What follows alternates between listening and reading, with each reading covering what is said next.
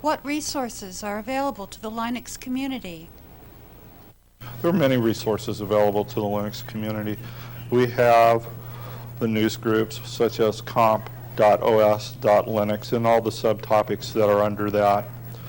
There are a number of periodicals that commonly carry Linux articles, Byte Magazine, and many others.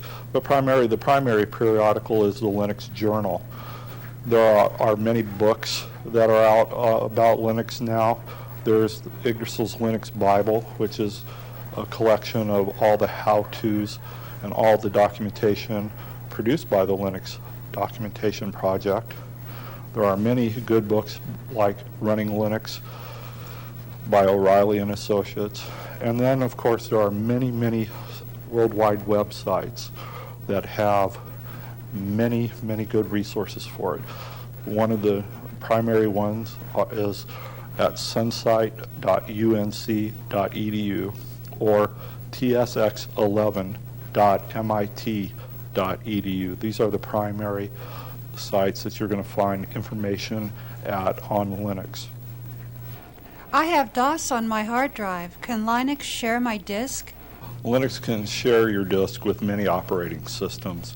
This is done in a variety of methods. One of the primary methods is called Lilo, or the Linux loader. When you have the Linux loader on your machine, you're able to, at boot time, select which operating system that you want to. This is just one of the many mechanisms that are available. Other mechanisms are loadlin and bootlin. Why would I ever have to recompile my kernel? One of the primary reasons that you'd want to recompile your kernel would to be add or remove features from your kernel.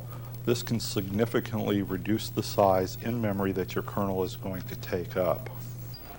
How do I remove Lilo? The easiest way to remove Lilo is to take a MS-DOS boot disk 5.0 or greater and take the DOS disk and insert it into your computer and boot from your DOS disk. Now your DOS disk has to have fdisk on it, and then all you have to do is simply enter fdisk/MBR. That stands for Master Boot Record.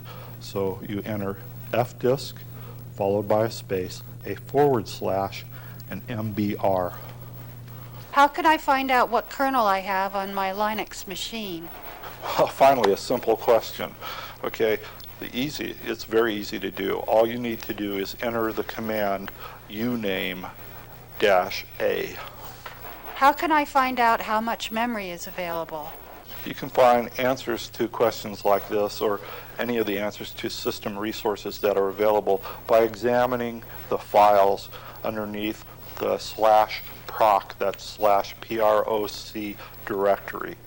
Go into that. You can look at it with an editor, or you can use the cat command on the files that are there, and you'll find a lot of interesting information under your proc directory. What development tools are available?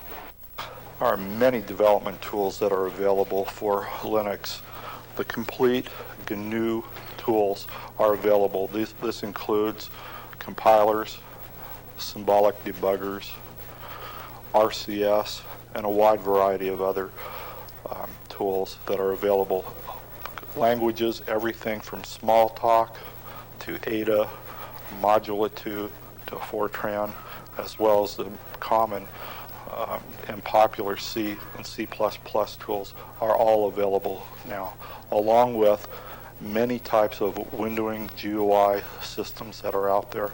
There's Tickle, TK, Fresco, and there's Perl. Of course, Perl is available. So just about anything that you can think of is available on the system for doing serious development work. Can I run my existing DOS and Windows software?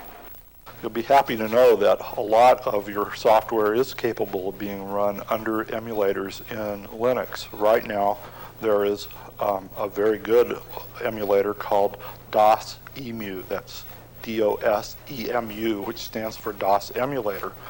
The DOS emulator can run the majority of DOS software on your system. This includes things that need to have DPMS memory protection. Also, there is another emulator called Wine. That's Wine, as W-I-N-E. That stands for the Windows emulator. It's not in that mature of a state right now, but I have run Solitaire under it. That's what I chose to run, and it worked fine under the Windows emulator. I've heard stories that people have run other software, but I don't have personal experience with it. The best place is to check under the news groups as to the current state of what Wine is at. How much hard drive space will I need? That's always a gotcha question. While you could get off probably by using 10 megs on a small hard drive on a 386SX, you probably won't be able to do very much. What I recommend as a minimal partition to doing useful work is somewhere in the range of 200 megs. I recommend at least 8 megs of memory for X Windows.